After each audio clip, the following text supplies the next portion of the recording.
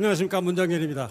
이렇게 무더운 날씨에 참석해 주신 시민 여러분 정말 존경스럽습니다.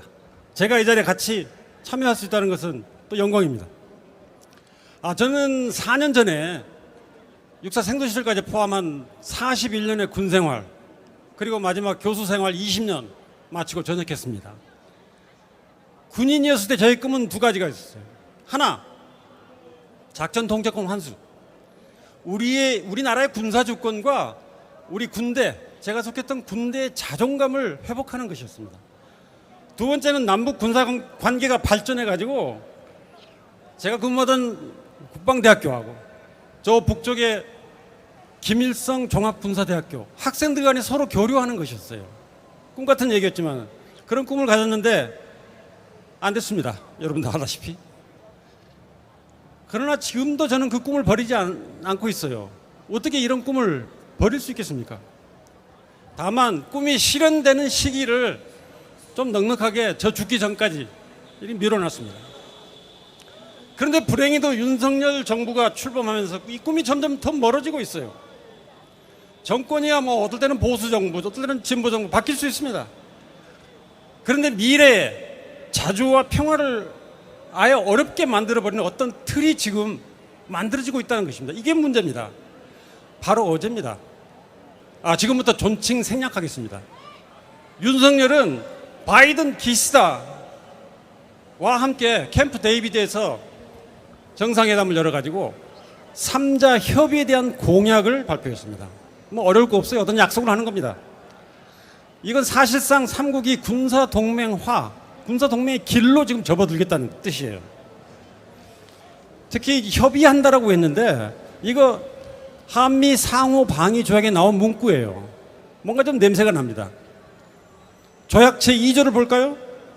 어느 당사국이든 무력 공격의 위협을 받고 있다고 인정하면 언제든지 서로 협의한다 이렇게 됐어요. 지금도 협의한다라고 하는 거예요. 이게 우연의 일치입니까? 아닙니다. 뭔가 다 계획이 있었던 것이에요. 윤석열, 바이든, 기시다 작년 5월 마드리드에서 처음 만났죠. 3명에서. 그리고 6개월 후 11월 달 캄보디아 프놈펜에서 만나가지고 굉장히 긴 공동성명을 발표했습니다. 그리고 금년 5월 히로시마에서 잠깐 만나가지고 어제 열렸던 캠프 데이비드 회담을 약속을 했던 것입니다. 그래서 오늘 이런 결과들이 나온 겁니다. 자, 삼국 연합 군사훈련도 뭐 전에 없었던 것은 아니에요. 그러나 본격적으로 시작을 했어요. 언제입니까? 작년 9월, 10월에 북한 잠수함을 대항하는 대잠수함전 훈련을 했고 10월 달에는 미사일 방어 훈련을 했습니다. 금년에는 2월부터 7월까지 4차례에 걸쳐서 같은 훈련을 실시했습니다. 이게 사전 작업입니다.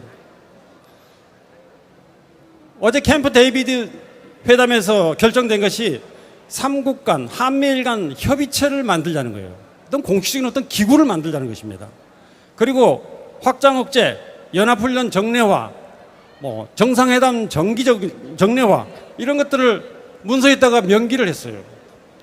이건 사실상의 동맹 관계를 위해서 어떤 확고한 틀을 만들자는 것입니다. 제도화하자는 것이에요. 공식적인 동맹이 아니라고 하니까 잡아떼니까 저는 그냥 편의상 동맹화라고 부르겠습니다. 근데 이 대목에서 얼핏 이런 질문을 할 수 있습니다.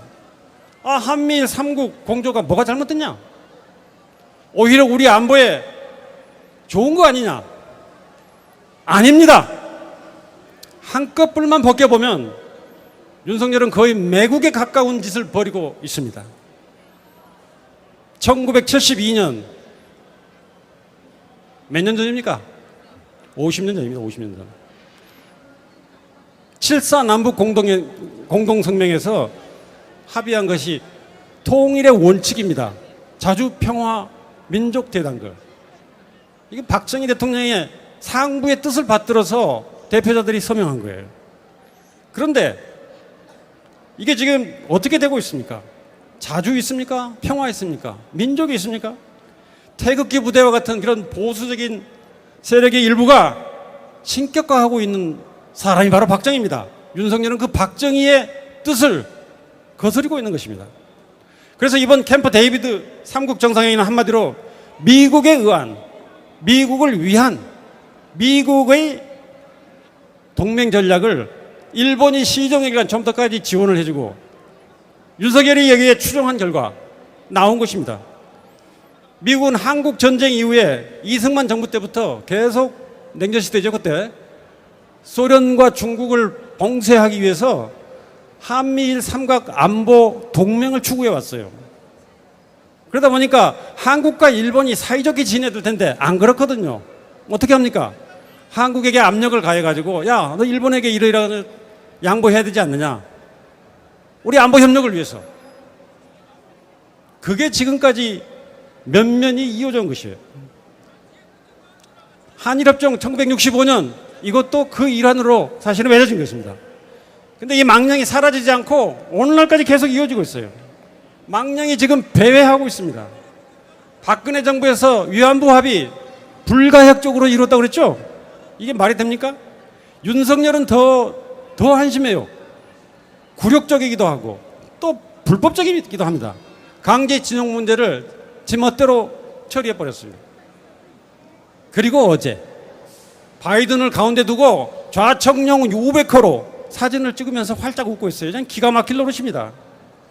한미일 동맹화는 윤석열이 그렇게 부르대는 힘에 의한 평화, 이거 이룰 수 없습니다. 동맹이란 건 말이죠. 원래 공동의 적을 전제로 해가지고 그 적에 대응하자는 것이에요. 같이. 그렇기 때문에 삼국 동맹화는 북한뿐만 아니라 중국과 러시아도 우리 적으로 만들어버린, 군사적인 적으로 만들어버린 것입니다. 이게 과연 우리가 우리 이익을 위해서 추구해야 되는 것입니까? 말이 안 되는 거죠. 또 동해상에서 동해가 평화의 바다가 됐으면 얼마나 좋겠습니까? 지금 전쟁의 바다가 돼가고 있습니다. 미사일 방어 훈련을 하는데 삼국이 같이 해요. 이 미사일 방어는 북한에서 쏜 미사일을 방어하는데 주로 일본, 하와이, 미국 본토를 방어하게 한 거예요. 거기에 한국이 말하자면 들러리 쓴 거예요. 그래서 힘에 의한 평화, 이론적으로도 그렇고 실제적으로도 그렇고 대결과 전쟁의 위험성은 높이지 평화를 이룰 수가 없습니다. 삼국 동맹화, 이건 우리 대한민국의 자주권이 훼손당하고 미국과 일본에게 앞으로 더욱 더 종속적이 될 가능성이 큰 사건입니다. 도대체 경제력과 군사력이 세계 10위권 안팎을 넘나드는 이 나라가 전쟁이 일어나서 자기 나라 군대 자기가 지휘를 못하는 게 말이 되는 겁니까 이게? 그래서 윤석열 정부는 작전 통제권 환수 문제는 아예 입도 뻥끗하지 않고 있고 이 사회적으로도 지금 아젠다에서 사라지고 있는 게 참 안타까운 현실입니다. 그래서 이 삼국 협의체가 정식으로 가동되면 미국이 지휘하고 일본이 거들고 한국은 따라가는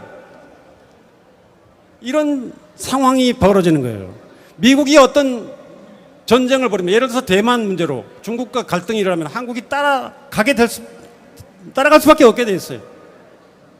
한반도 유사시에 일본 군대가 여기에 들어올 수 있게 되었습니다. 그럴 가능성도 열린 것입니다. 그리고 가장 뼈아픈 거, 남북 관계가 완전히 파괴되는 것입니다. 그리고 남북은 앞으로 대결, 분쟁, 전쟁 이런 위험성 속에서 살아야 되는 것입니다. 이렇게 분단 체제가 영구화 되면 누가 이익을 보겠습니까? 이건 생각 있는 사람은 다 그냥 알 수 있잖아요.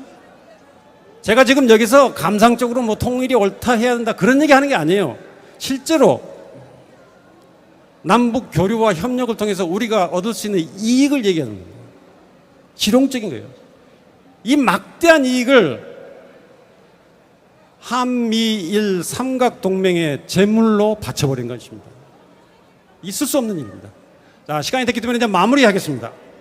이런 상황에서 윤석열 정부가 해야 할 일은 뭡니까? 당장의 삼국 군사 동맹화를 중단하고 남북관계 복원하라는 것입니다. 근데 불행히도 이 가능성 제로예요, 제로. 그래서 아무리 생각해봐도 윤석열 퇴진밖엔 답이 없다. 이런 결론을 내릴 수밖에 없습니다. 오해하지 마십시오. 그렇다고 폭력을 사용하자는 것이 아닙니다. 헌법 정신, 민주적 절타, 주권 재민의 원칙에 따라서 우리 시민들이 나서야 된다는 것입니다. 그래서 우리 깨어있는 시민들은 그러면 어떻게 할까요? 우리는 매일매일 어떻게 살아야 될까요? 첫째, 좌절하지 맙시다. 절망하고 무기력하게 있으면은 적을 이롭게 합니다. 이적 행위예요, 이적 행위. 둘째, 두려워하지 맙시다. 두려워하면 싸우기 전에 이미 진 겁니다. 그리고 셋째, 모입시다. 그리고 우리 돈도 좀 모읍시다. 그래서 힘을 키웁시다. 마지막으로 가장 중요한 거, 우리 잘 삽시다. 행복하게, 즐겁게 잘 삽시다. 우리가 불행에 빠지고 이 암울한 세상이라고 한탄하면서 우울해하고 침울에 빠지면 누가 기뻐하겠습니까? 뻔하죠? 우리 그렇게 하지 맙시다. 우리끼리 서로 즐겁게 만들고 행복하게 만드는 데 더 바빠요. 즐겁게 삽시다. 그래서 우리 마지막 승리의 그날을 향해서 쉬지 말고 나아갑시다. 촛불을 이어갑시다. 감사합니다.